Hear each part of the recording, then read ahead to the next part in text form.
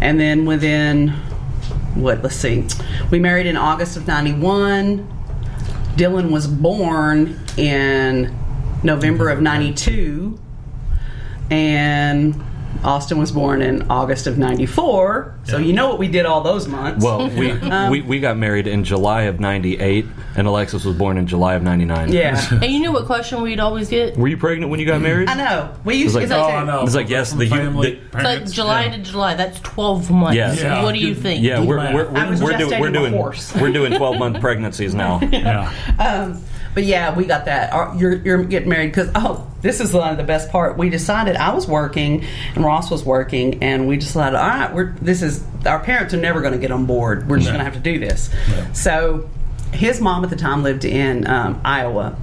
We called her on Wednesday night because, Iowa's a 12, 14-hour drive. Mm-hmm. We called her on Wednesday night and we said, we're getting married Friday. If you would like to be there, we'd like for you to be there. She's like, I guess I'm getting in the car. Mm-hmm. And so... Now, at that point, we hadn't told anybody else. Because we only told her ahead of time. We only gave her enough heads up to get here. Mm-hmm. Yeah. And so Thursday... What was it with everybody else? Hey, get in the car, we got someplace to go? No, Friday night. The next morning. No, we came home Thursday night. Was it Thursday? It was Thursday night. And you just have to know my dad. Whoo! That was some heavy shit. So I walk in and I go, Mom, Dad, Ross and I are getting married tomorrow. If you'd like to be there, we'd like for you to come. And they're just blinking. These long, slow blinks. Yeah. And Daddy goes, so I guess you're pregnant. No. No. And so I go up, and at that time, my grandparents lived with me, or my grandmother and my great-grandmother. And I said, Goggy, I'm getting married. Are you pregnant? No. And I went to my mammy, who was my great-grandmother, and she was like, I don't know, in her late 90s.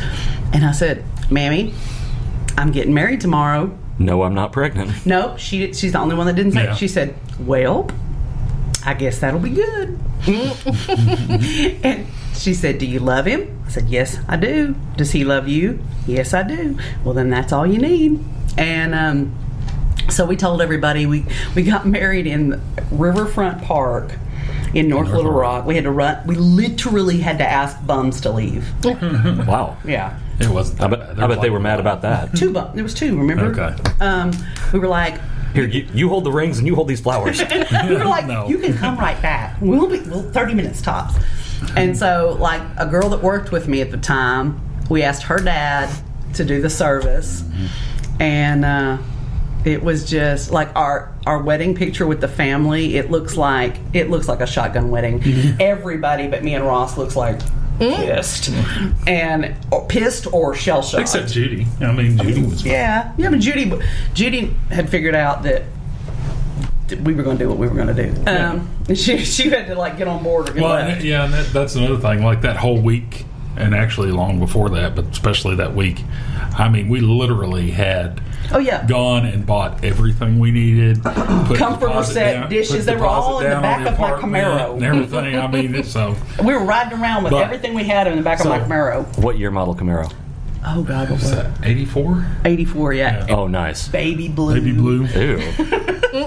you had me up until the baby blue. Well, it wasn't really baby blue, but it was a real light metallic blue. I really want an IROC. My dad used to have a 92 IROC. I know where one's for sale.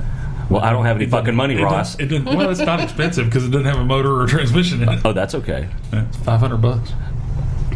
Let's talk after this. Anyway. Anyway, wedding day. Okay. There's still a few things we got to do, but we're getting we spend ready. the morning moving into our apartment, and it's August in Arkansas. So it's fucking hot. So we turn the air up on high. Yeah. Close up the apartment. We leave to go do our thing. Yeah. So we get married. We come home that night. We walk into the apartment. And apparently the air conditioner's been broke all day, it's been blowing hot air. It was like walking into the gates of hell. Oh my God! And we had brought we spent the night holding pinkies. I mean, don't touch me. Yeah, I had this like real pretty little negligee that I was going to wear for him and all this stuff, and I was like, pretty much if you touch me, it's over. So, I mean, let me clarify. We had already consummated the shit multiple times. One of them sitting in the refrigerator, the other one's in a bathtub full of ice. No, we went because we had like this. We had like takeout Chinese and champagne, and we were going to have this nice dinner. And so I looked at him. I was like, "What the fuck are we going to do?" So we go to the grocery store and we buy like a big old box fan and put in the window and right at our bed. And it was still hellish. But yeah, that was our wedding night. And our wedding night, I still had to be back on base by midnight. Well, he had to be up to work at 5 o'clock in the morning. Yeah. Oh my god! On our wedding night, we went to watch Bowling for Soup. Yeah. Okay.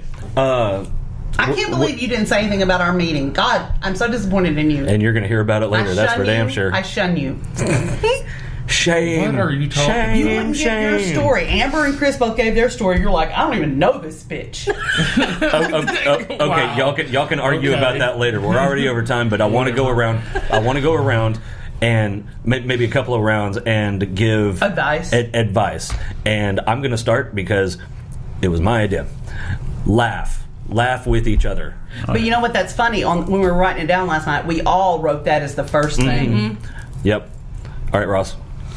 Well, like for instance, last night I wrote, you're going to have arguments. Mm-hmm. If you're not having arguments, you're not living. Yeah, that's right. But don't go to bed angry. I wrote that too. Yep. Yeah. For me, I bet if you looked at mine and Amber's, they're probably identical. Yeah. See, I wrote. There are going to be tough times, but remember why that person was the person you picked. I wrote that too. Why they were the one you could not live without. Because there are going to be times you're going to forget and test your love, because that's just, you live with somebody day in and out. It's not always easy, but there was a reason they were the one. Never forget it. Yep. Yeah, mine were all similar. Laugh a lot, do things together, even if it's nothing at all. Just be together. And in this day and age, when things break, people just throw them away. I said Everything's disposable. Things will break. They can be fixed. Oh, yeah.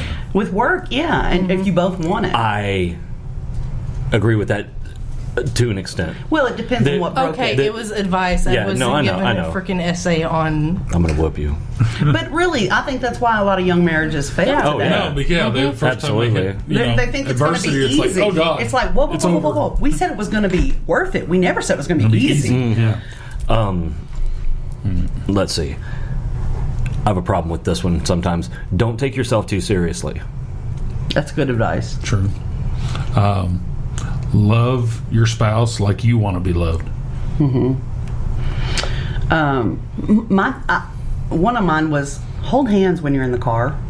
It's just those little things of contact. Sing, hold hands when you're in the car, cuddle on the couch. Unless you need both hands on the wheel. Okay, but you know what I mean? I mean, some of my best memories are just like listening to like music we love, riding down the road, holding his hand, and it's the little things that keep you connected. Everybody thinks it's the big things, and it's not. Well, I can tell you, It's after that little day to day. After both of the boys had come,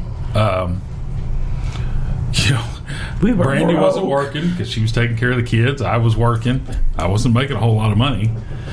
But the stuff I remember is Friday night, putting the boys down, going and getting takeout, whatever, and eating together and watching a movie or playing some music and dancing in the house or whatever. I mean, that was like our Friday night ritual for so long because we couldn't do anything else. We had 2 little kids, so we'd get them a movie and we'd feed them and give them a bath, and then while I was giving them a bath and putting them to bed, he'd go get our Chinese. We'd light candles, and it was just those are today the best memories because it wasn't about.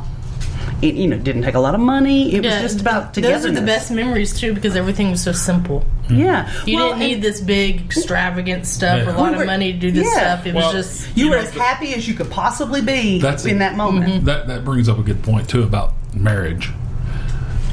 It doesn't matter if your wedding cost $100,000 or $5,000. Yep. You're just as married as the next person. Ours was whatever the justice of the peace cost. I mean, Ours was and $20 for the $20 wedding rings for the rings, and then whatever for the marriage license. Ours may have cost, and then I made my bouquet that I still have up there. Yeah. Judy had a bouquet made for me. I borrowed a dress. He had a suit. And then, I mean, the justice of the peace. And we've been married almost 30 years. And you guys have been married over 20 years. Wedding is just a party. It's the marriage. If you're going to invest in something, invest in the marriage, not the wedding. Because What's your next piece of advice? I can't remember what I wrote down. Laugh a lot. Fix things that get broken. What else did I write? I wrote like 5 things. Of course, I can't remember anything now. Do things together even if you're not doing anything at all. I can't remember. Okay, that's all right. Here's something that I think a lot of people have a problem with now, and it may have been then too, but definitely now. When I make a decision, and 99% of the time, it doesn't matter what that decision is. I make a decision based on we. What we need, what I think we want, not what I need or what I want. So, no, that's just like when children come along. Then you have to make your decision. We just got a little bit bigger. Yeah. Exactly. Well, and I think another thing is fight fair.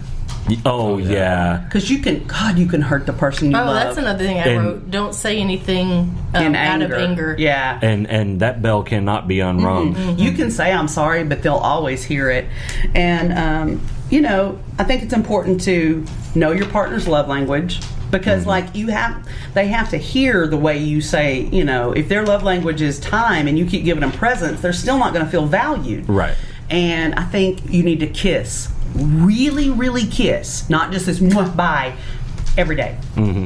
You put to say I love you every day. Yeah. There's so many people that you'll hear them on the phone and they're just, okay, bye. Oh my God. That drives me crazy. Does nobody say I love you? We never get off the phone, get off a chat, leave each other. It's always I love you. Even like Chris works at home. His office is one of the spare bedrooms. He'll come in here, get a cup of coffee or something. Goes back, love you. Yeah, that's just what you do. Yeah. I mean, I thought it was. I thought that was normal. Well, maybe that's the difference. I mean, to me, that's a no-brainer. You make your person feel valued, and just remind them every day that you love them. Yep. Don't ever take them for granted because, God forbid, you might not always have them. There's one more thing, and I know I looked like I was staring off into space. I wasn't. I was trying to think of this one thing that I thought of when one of y'all said something about fighting fair, and me and Amber have had some knockdown dragouts. Everybody with a long relationship has. We don't fight a lot. I mean, it's pretty damn rare. I mean, she may get pissed at me. Right. I mean, that's us. We don't fight a lot, but when we do, we make it count. Yeah, and but when we're in and it doesn't matter if it's a little argument or a big argument or whatever. Before and normally my filter is not engaged. When we get into an argument, it is. Because number one, like I said, you can't unring that bell. Number two, before I say anything, and it doesn't matter what it is, if I'm mad, before I let something fly, I think, how would I feel if she said that to me? Right. I think that's really important because, a lot of people, and it's just human nature, when you're angry, you want to damage. Yeah, exactly. But what you're damaging isn't just that moment. It's your partner and your relationship and the bond. And that's something that we've struggled with because Ross, I think it's the way I grew up. I think real hard, even when I'm mad. Before I say something, Ross, he's a spitter out of anger, and we've had to really work at that. And I mean, he's learned over the years. I mean, we had to learn on the job. There was, But I'm the same way. I don't really have a filter, but when it's with someone I love, I think I just automatically go into shutdown mode. So you don't say quiet. The wrong thing. Yeah. I want to go off by myself to cool down. Oh, there have been a couple of times that I wish you would have done that. Well, and that was Ross's go-to, was to run away. But it's not every time. No. Obviously. But no, I mean, run away, he would want to get distance. And I felt like what it said to me was he wanted to run away from me, but no, what it really was he wanted to get some distance so he could calm down and not say something ugly, but I wouldn't let him go. I had to learn that. I had to learn that, he's not trying to be away from you. He's just trying to breathe and get over this so you don't say something hurtful. And another thing that I wrote on the sheet was, and this is just for me, but I think